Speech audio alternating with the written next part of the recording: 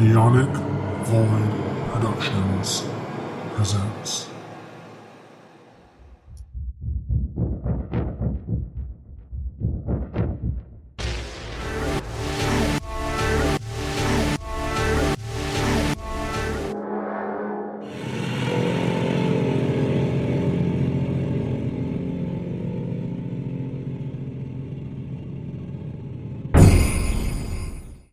Welcome to Spookocalypse. I am your host, Bunyip, and I'm here with Zio. Yay! Good intro. Good move. Yeah, and oh shoot, what do we do next? Do we go into housekeeping at this point? Yeah, housekeeper will not be here today. Housekeeper has a birthday to attend to.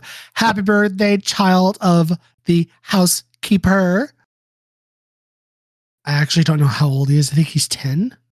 Possibly. Oh God, that's gonna irk me knowing. He's either 9 or 10. Either way, happy birthday, my dude. Bruh. Getting into housekeeping, if you like to follow us, please follow us on that website. That is Twitter. I'm not calling it by that stupid ass name, as housekeeper would say, at Spookocalypse. That's SPOOKOCALYPSE.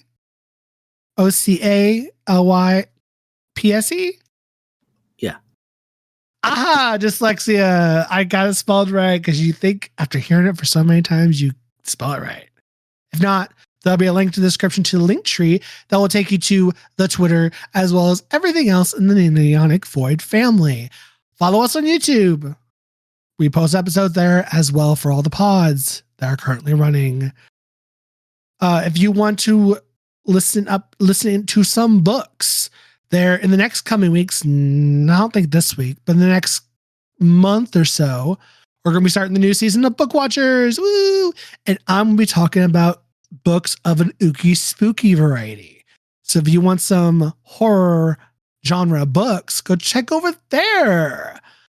I think right now we're currently I'm posting the episodes that Housekeeper was on a long time ago on D&D, on the a D&D series of books that we recorded back in like June of 2023 that I've never posted. I kind of forgot they were there, and then I found them like, oh shit, what the fuck?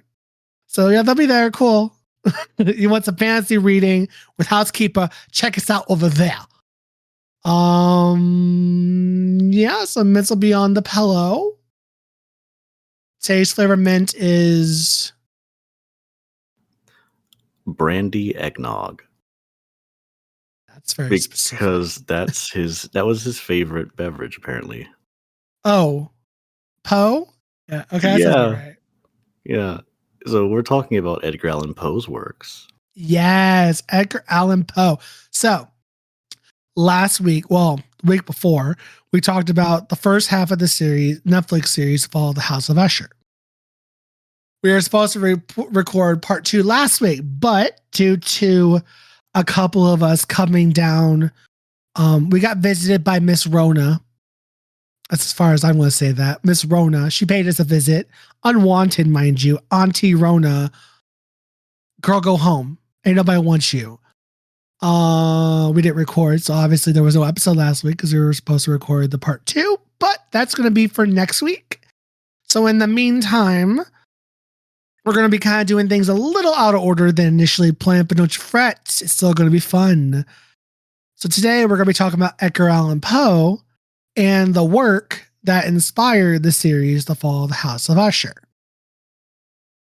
Now, because to begin of it all, The Fall of the House of Usher is named after the story, The Fall of House of Usher. The only there's not really much of a similarity between the story and the show outside the fact that the siblings, the main 2 ushers, are there, the brother and sister. Outside that's pretty much it. It's took inspiration from the name and the use of the siblings.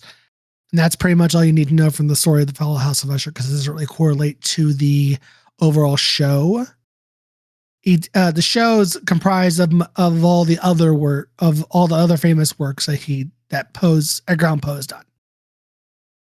Now, to get into little knowledge on Edgar Allan Poe himself, he was born in January 19th, 1809 in Boston, Massachusetts. And of course, he died at a very young age of 40 on October 7th, 1849 in Baltimore, Maryland. I am 30. How old am I? Oh my God. How old am I? I just had a brain fart. Am I 30? Am I 31? Hold on. Let me do some math. 20, 24 minus 1990. I'm sorry. Okay, I'm turning 32 this year. Okay, I had brain fart. Major brain fart. I'm 31.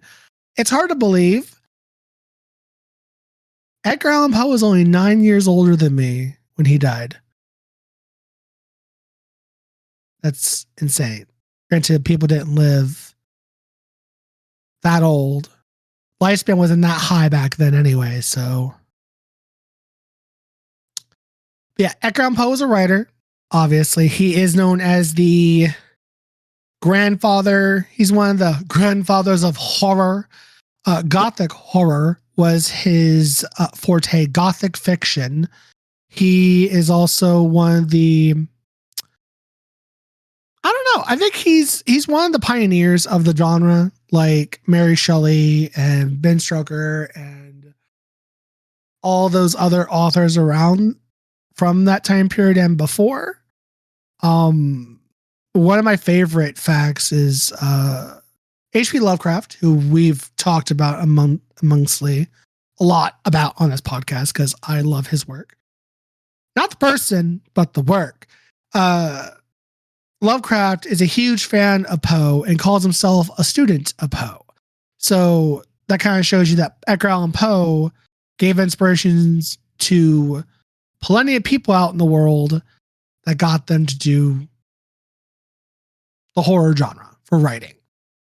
Lovecraft being one of them. And of course, all of those were stepping stones to the writers we have today, like King and several others. Now, we did do an episode a while back on Edgar Allan Poe and H.P. Lovecraft, right? Yes, I think we did. Yeah, I think we did. Briefly. We did. I think we did an episode on both of them together. Let me double check that.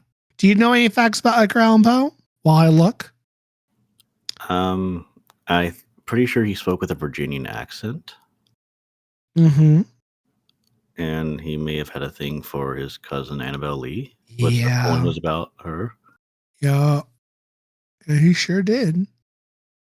I don't know a whole ton about Poe. I think I heard about him in middle school, and it was kind of like literary history. And we did cover a few people, but he kind of stood out. Yeah, it was back in episode 49. We did called Lovecraft and Poe back in November 13th, 2021. And my favorite short stories and poems were, of course, The Raven, his most famous work, The Pit and the Pendulum, and The Cask of Amontillado. Yes. All of which tie into the Fall of the House of Usher TV series. Of course.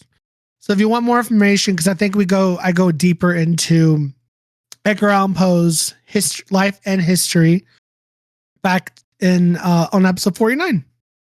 And that was actually one of your first episodes. It's like because you guys joined, you and a Mad Chairman joined in on episode 38.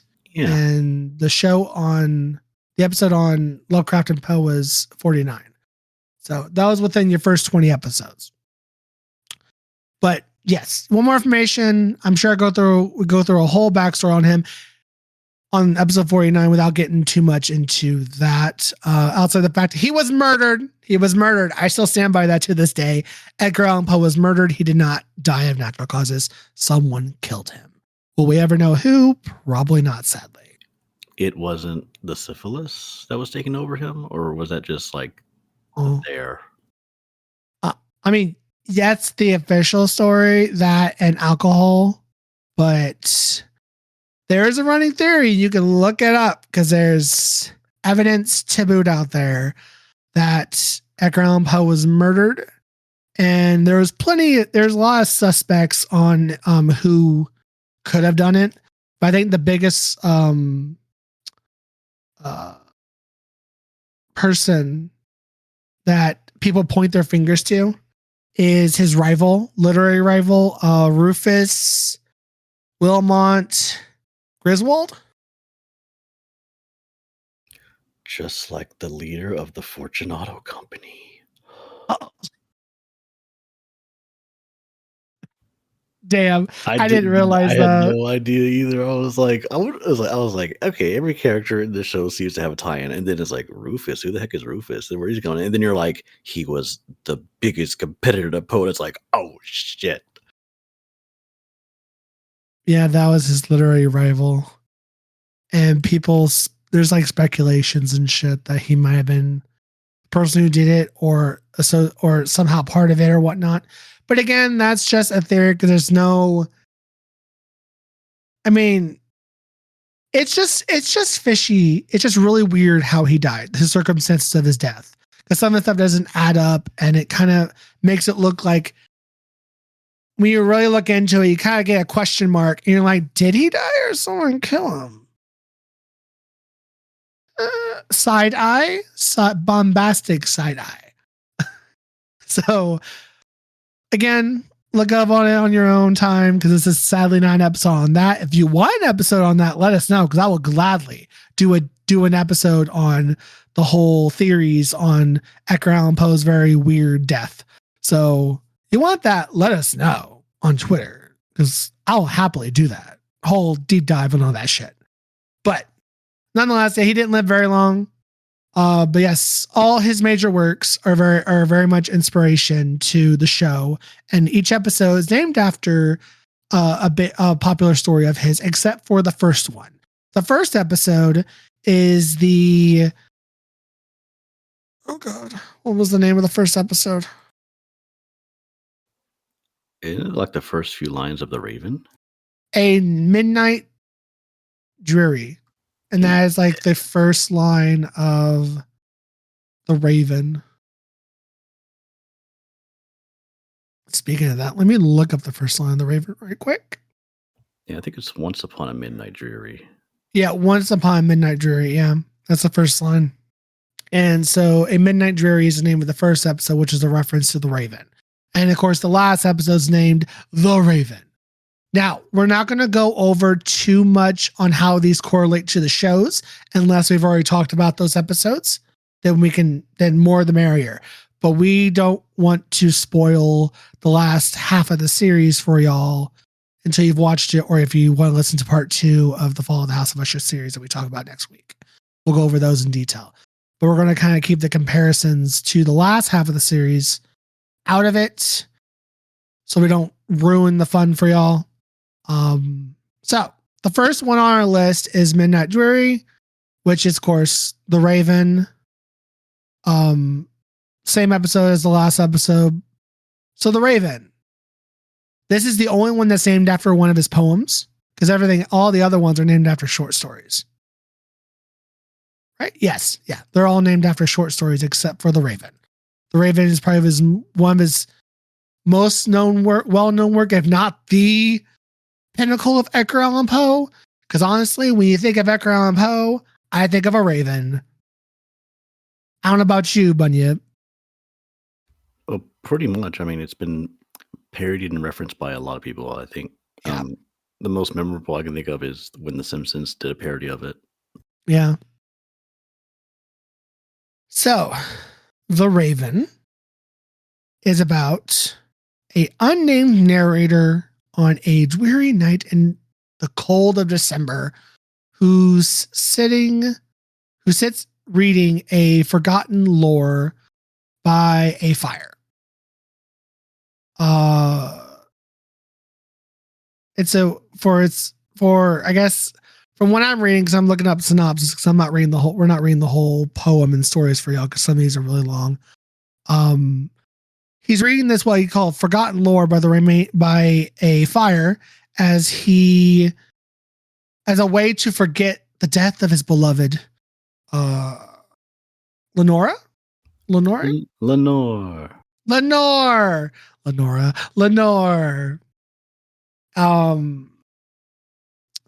A tapping happens at the door of his chamber. Dun dun dun. Reveals nothing, but it sets his soul to burn.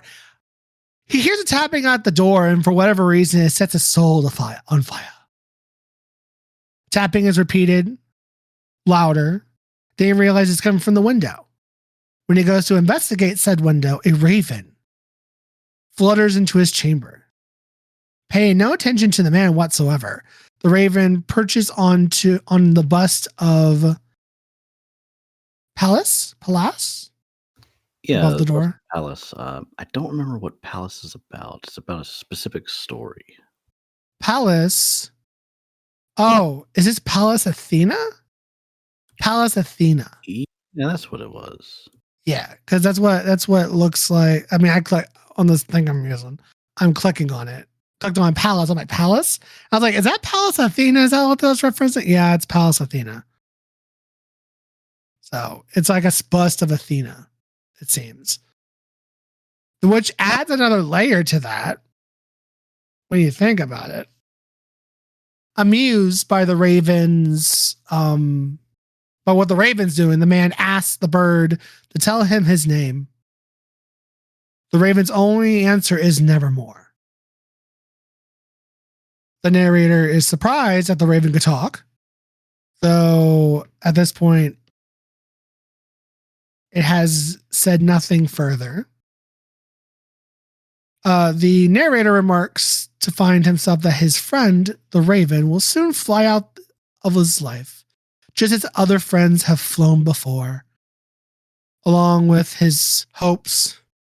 As if answering, the raven responds again with nevermore. The narrator reasons that the bird learned the word nevermore from some unhappy person that it came across, and that it only knows that word. The narrator pulls his chair directly in front of said raven, determined to learn more about the raven. He thinks for a moment to himself, and his mind wanders back to his lost love. He thinks the air grows, the air around him kind of densens, and he feels the pressure, the presence of angels, and the wonders if God is sending him the sign to never forget his love. The bird again replies in the negative, suggesting that he can never be free of his memories. The narrator becomes angry and calls the raven thing of evil and a prophet.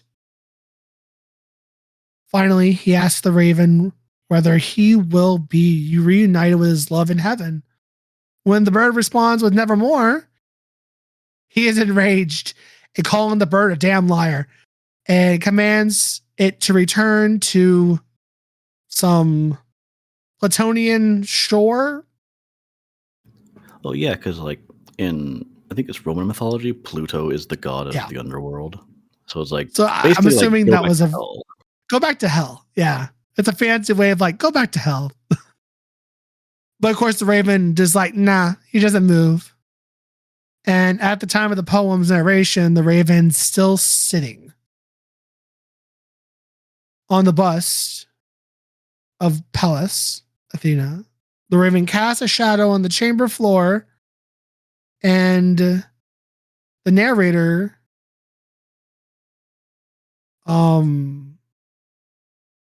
looks over the shadow that out of his own shadow, his soul shall be lifted nevermore. It's fucking weird. This poem is weird, yo. Yeah, just the way it's written and it's in a language from a time that we're not all too familiar with. Yeah. But also, I guess thematically, it seems to be about grief and how it's very tempting to want to forget. In fact, there's a line in which he says, quaff this nepenthe, which is like, quaff is to drink deeply, and nepenthe is a potion that's used to make you forget. Yeah. And the raven's like, no, you're not going to forget. You will remember this person forever. The raven represents grief And the fact that the Raven still sits there is kind of an illustration that even if you want to get over the grief, sure, you might get over the fact and kind of move on, but the grief will always be there. Like the Raven, like the Babadook, which we'll talk about in a future episode someday. You can take care, you can live with the grief and live on in your life, but the grief is always going to be there. And the memory of that person and the memories you have will always be there. It's a part of life. I mean, we've already discussed the Babadook, unless you're talking about just the Babadook in general, as opposed to Did we talk about the movie? Yes, we did. I don't think you were there. Did I miss it? What the fuck? What episode was this? What episode was this? Oh yeah, we did, didn't we? We did. Yeah. We did. I remember. You even left a note in Discord. He is a gay icon, the Babadook. Yes, you're right. That was episode 130. But the Babadook, like the Raven, represents grief. And at the end of that film, if you haven't listened to it, please go listen to episode 130. But spoiler alert, at the end of the movie, the monster doesn't leave. He's always going to be there. Like grief, it's always going to be there. You're not going to be freed from grief. You learn how to live with it. And it's part of life. Unfortunately, it's part of life. People die or people leave and you're grieved for it, but you learn how to adapt and live with it. Instead of resenting it or sorrow, you could turn that grief into something, of course, but like the Raven will always be sitting on that bust. And like with grief, it'll always be there. Now, how does that correlate to the show? Find out next week. Well, would you say, without giving anything away, would you say that correlates to the show? I suppose it kind of does. In a weird way. With Verna being like, here's a deal I'm going to make with you. And then they did forget about the deal until this, like, oh my God, I remember what we did. We'll go more in detail next week, but we did talk about the deal and how Verna is a boss-ass bitch. Now, I will say this with Verna. If you rearrange the letters, I was going to say this next week on the episode of The Raven, but I'm going to say it now because we are doing post work. Verna is the name itself is Raven. The letters rearranged. If you didn't catch on when you looked at the word when you looked at the name. So on to the next. So that is the name of the last episode, as well as the first line of the Raven is the name of the first episode. So there's that. On to the next one. The next one is the Masquerade of the Red Death, right? Yes. The Mask of the Red Death. That's the Mask of the Red Death? Yeah, the way it spelled it. Okay. I see it. The Mask of the Red Death. I get it. That's a weird way of spelling a mask. But okay. Tell us about the Mask of the Red Death. Hang on just a second. Ooh. Technical difficulties. No, it's more like I gotta find my notes. Oh, fair. Go for it. Okay, to briefly sum up, with a little bit of tie into the show. So episode 2 has Perry, or Prospero, hosting a masquerade/orgy at a condemned site for manufacturing medicine. Yep. And then a new masked person that no one recognizes and no one invited shows up to the party. And then Prospero is like, who are you? I know everybody here, but I don't know you. You have a brief conversation, and then the masked figure disappears. And then when the midnight strikes, Prospero is, well, basically the masked figure is the Red Death itself. Yeah. And it spreads sickness to everyone at the party. And in the show, the sprinklers with chemicals kill off everybody. Yep. So to briefly sum up, the whole point is that in the beginning of the story, they describe the Red Death, which honestly sounds like Ebola because of how people are bleeding from the pores of their face and skin. Yeah. And that's a major symptom of Ebola. But meanwhile, all these wealthy people are like, we're going to have ourselves a party in this big house away from everybody and not catch the Red Death. And they're living it up. And then this masked figure shows up, and Prospero in the story is like, who the heck is this? And they're trying to find them. And they go through like all of their apartments in their big house, I guess.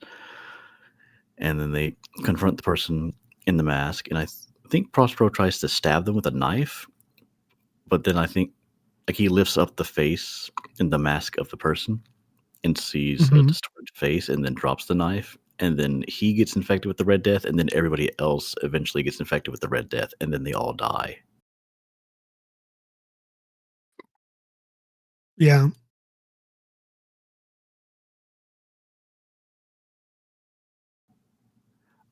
I'm not sure what to make of this symbolically or thematically. Maybe it's like no one is immune to disease or pestilence. That's fair. It's sort of like death doesn't care about your socioeconomic status. You're gonna get killed someday. Exactly.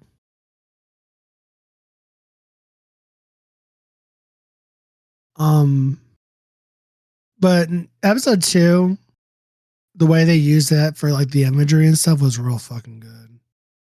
Disgusting, but good. The next episode is the murders in the Rue Morgue. Right? Yeah, that's episode 3. Yes. And rue, in this case, is the French word for street, so it could be Morgue Street. Yep.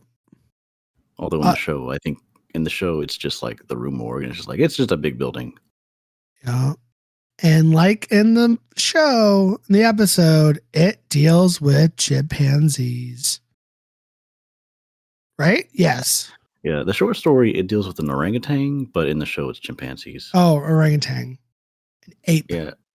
So the murders in the Rue Morgue is like there's a series of murders that happen, and there's these people who go to investigate, and they go up into this one house where a murder took place, and they're like, this scene is really odd. Like, there's no way this person could have left the scene without like opening a window, but then the window was closed, and they find evidence that one of the nails that held down the window was broken, and like they're so confused. And then like someone's body was shoved up a chimney, even though the chimney is way too small for anyone to fit through. So Yeah. it's a really confusing case. And then there's this sailor who's like, I know what happened. I'm not the murderer, but I do know one of our orangutans got loose and just went on a rampage and killed some people, not realizing what it was doing.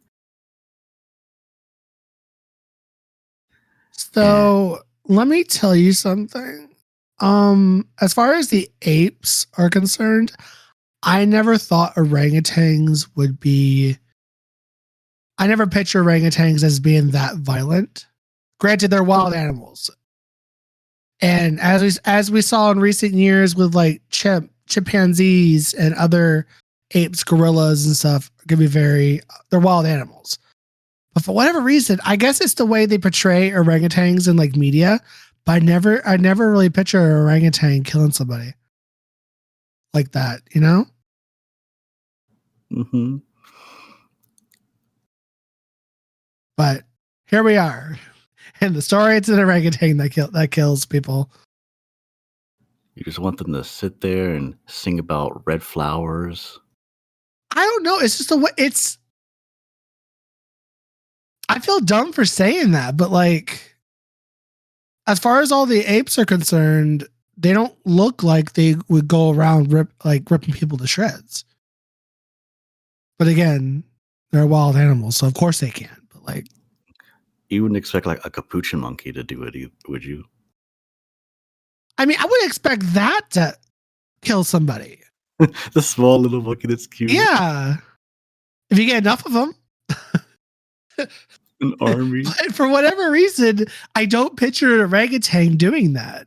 But I know very well they're wild animals, so of course they can't. But like, because I'm sure their strength and their arms are a whole lot stronger than like a person's, so they could do some harm to a person. But like, I don't know. It doesn't connect to my brain for some reason. It confused. I was like, wait, an orangutan? I know. I feel dumb. It's fine. Yeah, I get it. Popular media has lied to us before. Like, this thing is harmless, and it's like, oh, it's definitely dangerous. Oh, like I know it's dangerous. I'm not saying Yeah. that they're not harmless. I know they're dangerous, but like when you look at orangutan, you don't really think, oh, that could be a dangerous ape. We look at like a chimpanzee and a gorilla and some of these other animals in the ape family, you could see, okay, yes, I could see where that could be dangerous, obviously. And of course, there's been incidents with like chimpanzees and people getting chimpanzee attacks and stuff, but I've never heard an attack from an orangutan. So I guess I have that advantage on looking innocent. Uh-huh. And people are like, oh my God, you're so cute. And then rips her arm in half. You know? But anyway, with episode 3, Yeah. we just have to deal with chimpanzees. And Yeah, exactly. there's a similar investigation, but it's more about Yeah. like Camille trying to find dirt on Vic because she thinks that she is Yep. the informant. Yep. And she thinks her half sister, is doing something with monkeys. Obviously, she's doing experimentation with a device she's making for the heart, that she's doping up these chimpanzees with adrenaline to keep them alive, and their experiment's not really working. So she's trying to dig up dirt that she's an informant, as well as this what the work she's doing to ruin her. And she dies via chimpanzee, not orangutan.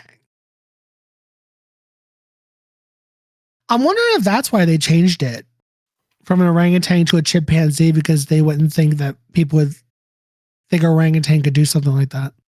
Probably. Because there have been cases, of course, with like chimpanzees doing that. There was that well-known case that happened within the last decade or so, of that woman, what her pet chimpanzee did to her friend. So there was that case. So it's like, maybe they changed it from orangutan to a chimpanzee because chimpanzees are more used in that type of work compared to orangutans. Or the fact that, like me, I can't see. You don't really see that many stuff with like orangutans killing people or hear about it. Granted, does anyone really have a pet orangutan or some shit? Anyway, minor changes to that story compared to with the episodes, that they changed the breed of ape.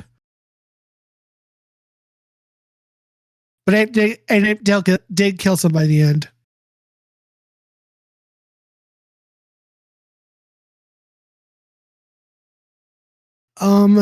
Let's see. Episode 4. The Black Cat.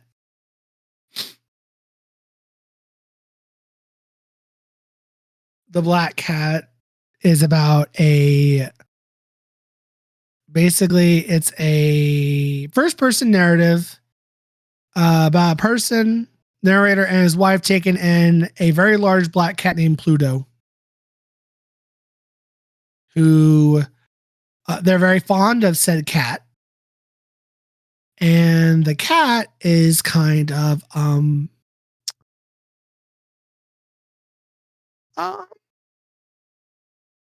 cat's not nice. The cat's not nice. Let's put it that way. The cat's not nice, y'all. It turns out that the cat is how would you put it? How's Pluto in the story? I remember in the short story, like, Pluto is kind of innocent, whereas in the show, That's Pluto true. just gets murdered, and then the replacement is vicious. Yeah, you're right. So there are some parts that mirror, such as the narrator of the story is intoxicated. He just drinks all the time, and at one point he attacks the cat. He doesn't kill it yet, But he like plucks its eye out. Yeah. In the show, Leo gets his eye scratched. And when he sees the illusion of Verna as a Catwoman with her adorable little bell collar, I swear like kills her with an axe, but then she just shows up again. It's like because he's clearly hallucinating, and then he's breaking down the walls with his Thor hammer. And in the short story, the narrator is entombing his wife that he just murdered with an axe. And then the police show up and he's like, "Yep, everything's fine here." And then there's like a loud meow. And then everybody is like, "Wait, what was that?" And then they break down the wall and then they find that the cat was entombed with his wife.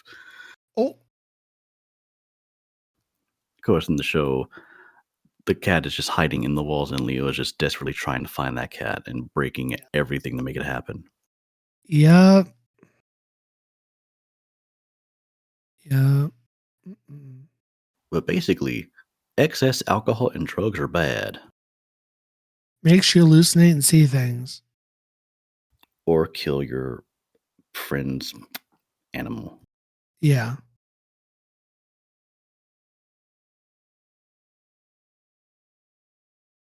The black cat. Oh, it's wonderful.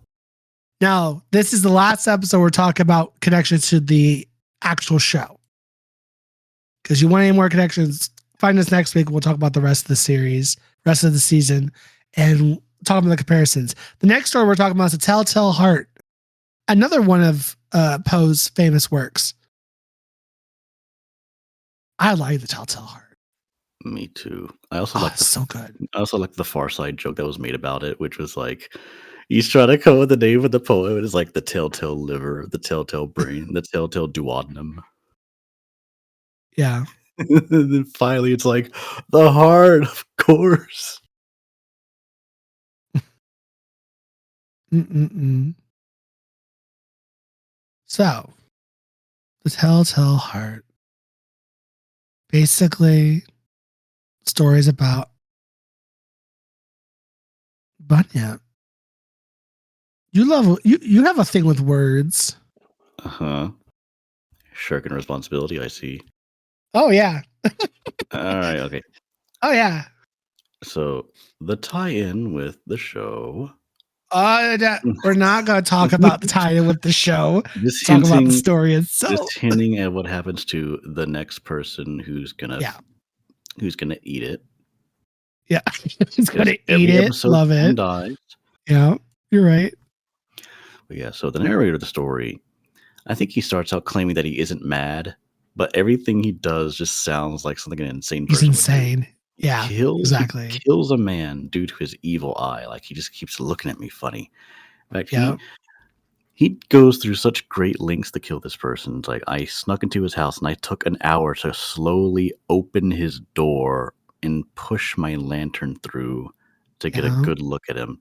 And then he makes like one little mistake, and then that guy must be the lightest sleeper because he immediately wakes up, and then suddenly there's a fight, and the narrator stabs him.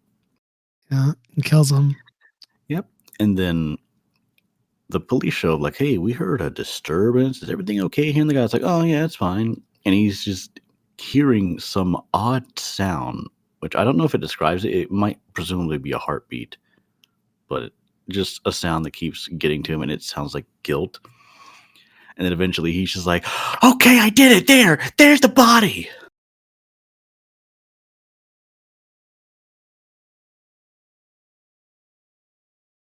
So yeah, he outs himself due to, I'm guessing, guilt. Yeah. What's funny is, yeah, I mean, he outs himself, but the whole representation of guilt that is heard or that is shown in the story is that he keeps hearing the sound of a heartbeat in the floorboards, just never ending, and it drives him mad. Well, he says he's not mad, but come on, it's the guilt. And how that correlates to the show, use your imagination. I mean, we'll talk about it, but something similar happens. But I love this story because the symbolism and the way he writes, how he constantly just hears the heartbeat, just constantly, and it just it eats at him like the guilt, like guilt would. It's a good representation of guilt. Edgar knows how to write this type of shit. Like he's a pro at it. And another little fun thing. Oh god, what was the story called? Because I think Stephen King wrote a story that is heavily inspired by the Telltale Heart. Is it 1983? I don't entirely know. I'm not entirely familiar with all of Stephen King's works. Let me see. I'm gonna look this up. I know there's a movie where a guy kills his wife, puts her body in the underneath the house. 1922.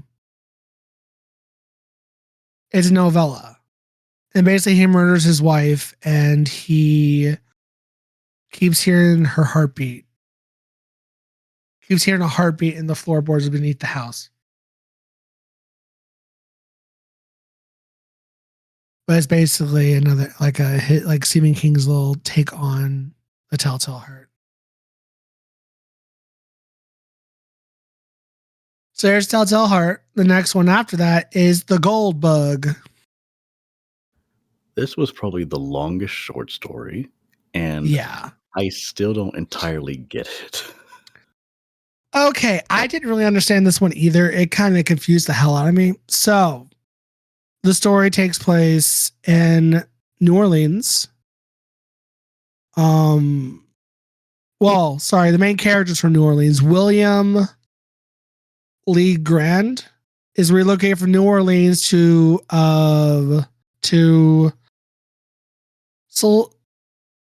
Sullivan's Island in South Carolina. After, of course, he lost his family fortune and has brought his African American servant Jupiter with him. The story's narrator, which is William's friend and physician, visits him one evening, and he sees an unusual scarab-like bug. He has found. The bug's weight and appearance convinces Jupiter that is made of pure gold. William has lent it to an officer stationed at a nearby fort, but he draws a sketch of it for the narrator, and with marks of it resemble a skull. As they talk about the bug, William becomes particularly focused on the sketch and carefully locks it in his desk for safekeeping. Confused, the narrator takes his leave for the night. Then we jump to 1 month later, where Jupiter, the servant, visits the narrator on behalf of William and asks him to come immediately. Fearing that William has been bitten by the bug and gone insane, once they arrive on said island, William insists that the bug will be the key to restoring his lost fortune. He leads them to an exhibition of a particular tree on the mainland and has Jupiter climb it until he finds a skull nailed to the end of a branch. At William's direction, Jupiter drops the bug through one eye socket. Through the one eye socket, and William paces out to a spot where the group begins to dig, finding nothing there. They return back to the tree. William repositions the bag, and he had used the mark to spot where the bug landed. He paces out from it to a new area, which yields 2 skeletons and a chest filled with gold, coins, jewelry when the group resumes digging. They estimate the total of the value at 1.5 million, but when that figure proves to be blown, basically not true, the actual worth, they eventually sell the items and all that shit. William explains that one day he found the bug on the mainland coastline. Jupiter had picked up a scrap piece of parchment and wrapped it in it. William kept the scrap and used it to sketch the bug for the narrator. In so doing, he noticed traces of invisible ink revealed by heat of the burning. The ink is revealed by the burning of the hearth. The parchment proved to contain a cryptogram, which William deciphered as a set of directions for finding a treasure buried by the infamous pirate Captain Kidd. The final step involved dropping a slug or weight through the left eye of the skull at the tree. And the first dig failed because Jupiter mistakenly dropped the bug through the right eye instead. William muses that the skeletons may be remains of 2 members of Kidd's crew who buried the chest and were then killed to silence them. And that's basically the story of the golden bug. And you know, it just occurred to me. What? So there's a note here on Post Stories, Captain Kidd. His full name is William Kidd. Oh. You think William Legrand might be the same person? Might be Captain Kidd. Uh-huh. I might start thinking I might come to that conclusion right now. Yeah, I might come to that conclusion. Maybe he just got Jupiter to help him find the thing that he buried. That's a very good conclusion. Uh-huh. And I second that. It would make so much sense. Because it's so weird that. Because otherwise, if not, the story just makes no sense. The story is kind of weird. And how it correlates to the show, which honestly, reading this out about the story makes kind of sense on how it correlates to the show, which we'll talk about next week. I have no clue how it correlates to the show. Someone's gold mine, someone's last-ditch effort for riches. Okay, now I see it. Yeah. She's trying to look for her, without spoiling anything, giving any context. She's trying to find the skull, her own little. She's trying to use her bug to get somewhere in life, to find that treasure. It's not as you will soon find out. It's not directly in your face how it correlates to the episode that's named The Gold Bug. But once I'll go over it next week and explain it in further detail when we talk about the episode. It'll make a little more sense. But this is one of Poe's weirder work. So, yeah, there's the gold bug. Next is the Pit and the Pendulum. Huh. Gave me one of my favorite deaths of the show. That's for sure. Did you say this was one of your favorites? It was interesting. Hang on. I'm looking up the name of her husband. And it's also William. Of course it is. Of course it is. William Bill T. Wilson. Bitch. You know, Mike Flanagan, you're a fucking genius. Wow. I didn't know his first name was William. It never dawned on me. Oh, that's so good. That's good. That's so good. All right. So I don't entirely understand all of the Pit and the Pendulum. I just know that there was a person who is in what I assume to be a dungeon, and then he is incapacitated, and then he wakes up and he's bound. Yep. and there's like a dish of food that he can reach, and there's rats around him, but at the same time, a pendulum is slowly swinging closer and closer to him. Yeah. And I think he is able to escape. Like he gets the pendulum to break one of his straps, and this allows him to escape. And then he runs into like a group of people who are like, "Oh, that was a test and you passed." I think that's how it went. Can you confirm this? 1 foot, horn, torn. I think that's how it went. I think I can second that. So I'm trying to look through my. No. Yeah, I think that's how it went. Yeah, I mainly made tie-ins to how it goes in the show. Yeah. And I basically the tie-ins for the show, the story itself has nothing to do with this episode. It's just the pendulum. It's the pit and the pendulum itself that kind of. And how it's a literal taking. It's a literal taking from it. And how someone becomes immobilized so that they can't move. Yeah. This one's not about the story itself. This one's about a literal depiction of the story, kind of. The being able and unable to move, and there's a pendulum with a blade. That's pretty much it. That's not really spoiling anything either, because I'm not going over who, but like that's literally what they take from the story pretty much and then apply it to the show, more or less.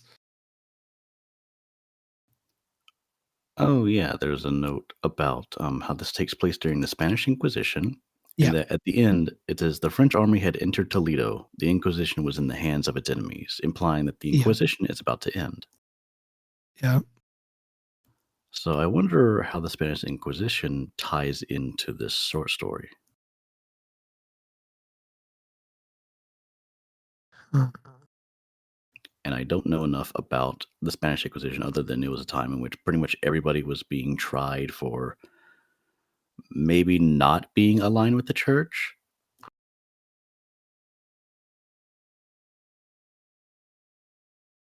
Oh, I might cut this part out because I don't want to spoil anything. This is the last episode before the finale, right? Yeah, this is episode 7.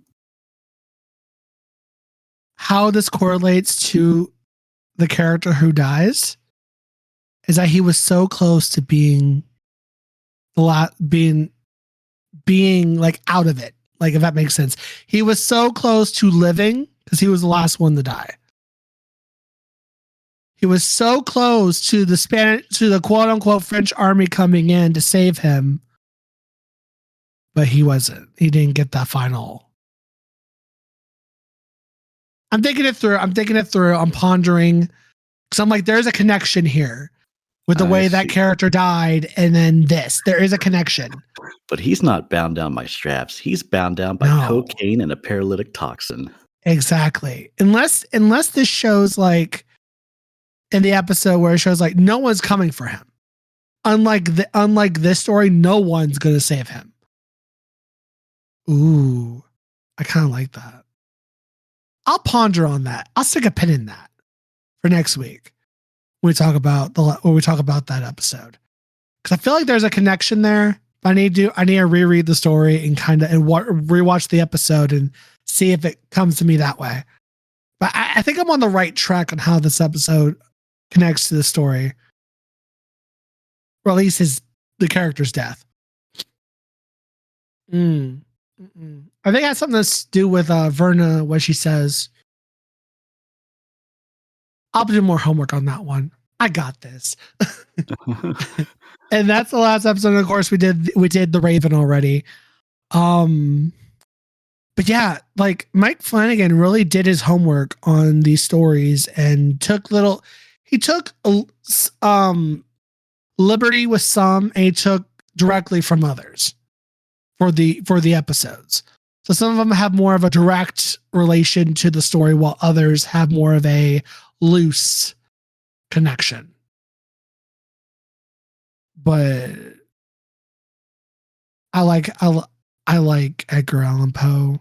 This stuff is good. It's creepy. It's weird. It's not as it doesn't ensue dread like Lovecraft's work does, but it puts in a sense of unsettling nature to it that Poe puts into it. It's not necessarily dread. I don't think it's more of just like the realistic, I could die. There might not be anyone coming for me. The realistic, like, just, again, it's not, I don't know how to explain it. It's not really dread. Because dread's like with Lovecraft is there is no saving. There is no one coming to save you. You are fucked. But in this, it's more of a majestic way of doing that. If I'm making any sense right now.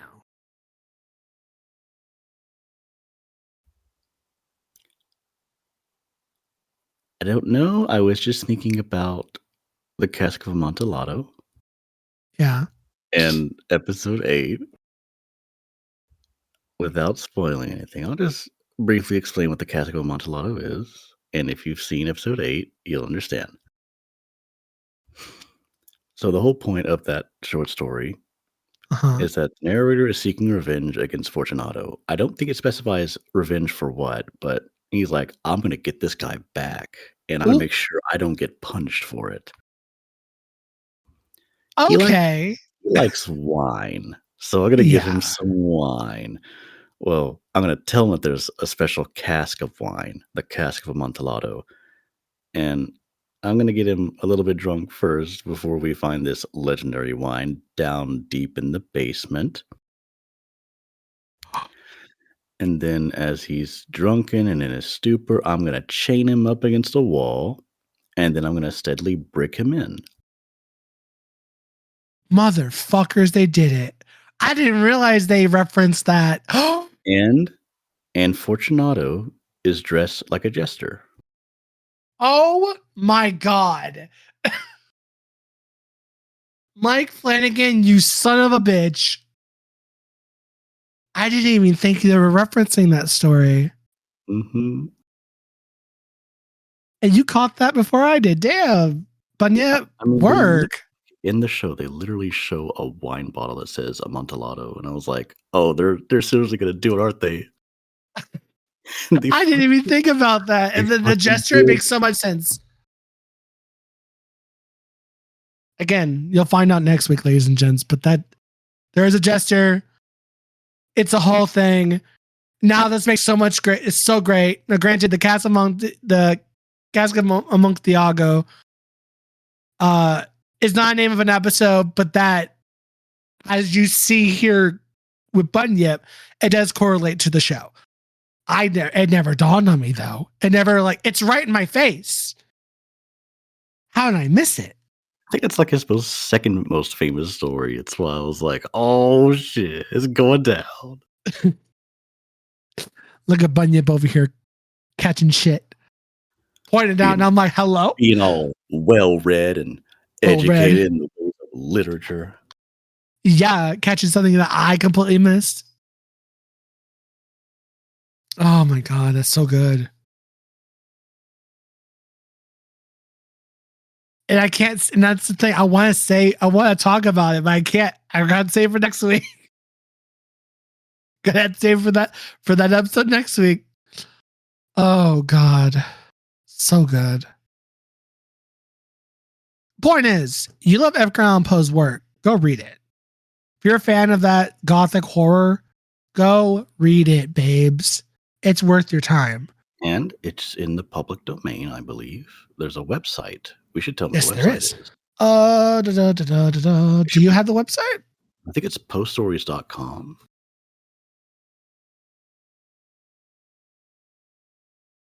Yeah, poststories.com.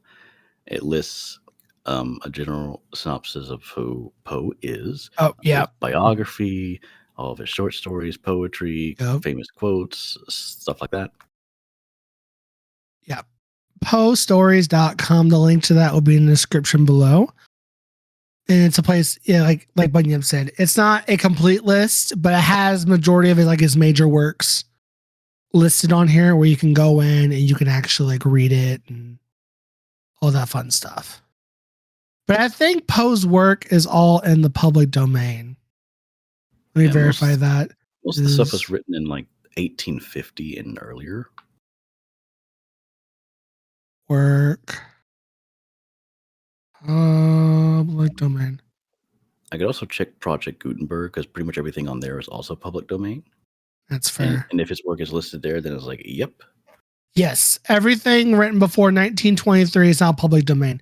So Edgar Allan Poe's work would be considered public domain because the last work he did, obviously, he died in 1849. So his last work was probably either 1849 or 1848, somewhere around there. Either way, mid 1800s, yeah, it's public domain. Now, Lovecraft, on the other hand, is he public domain now? I know most of his works are. But yeah, I imagine a lot of his stuff is. I know some of his stuff might not be. Yeah.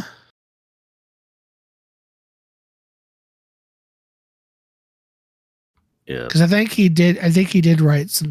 I know, sidetracked, but I was about to say, like, stuff that's entering public domain has definitely become a more popular topic as of late. And not just because of Steamboat Willie entering public domain. I'm talking like a whole bunch of stuff. And then it's like, there's a lot of works that have likely been lost to time. Like, I think there was a major fire that burned up a lot of films that were made in the 1920s, and now no one can ever see them. Like, even though they might have been public domain, they don't exist anymore. Right. Oh, shoot. And now a lot of things are on the internet, and we document the hell out of everything. And it seems like maybe we won't lose that. I'm like, I wonder if we still will. Like, maybe in the distant future, everything we make will just disappear. Which is a bummer note to end on. Right. Thank you for listening to this episode of Apocalypse. Oh, God. Catch us next time as we will go back and finish talk about the Fall of the House of Usher Netflix series. If you want to go watch it before we finish talking about the last 4 episodes, go on Netflix. It's on there to watch all 8 episodes. Until then, if you want to hear us talk about, catch us next time. We'll come back with Housekeeper and we'll finish it off. Until then, bye. Bye.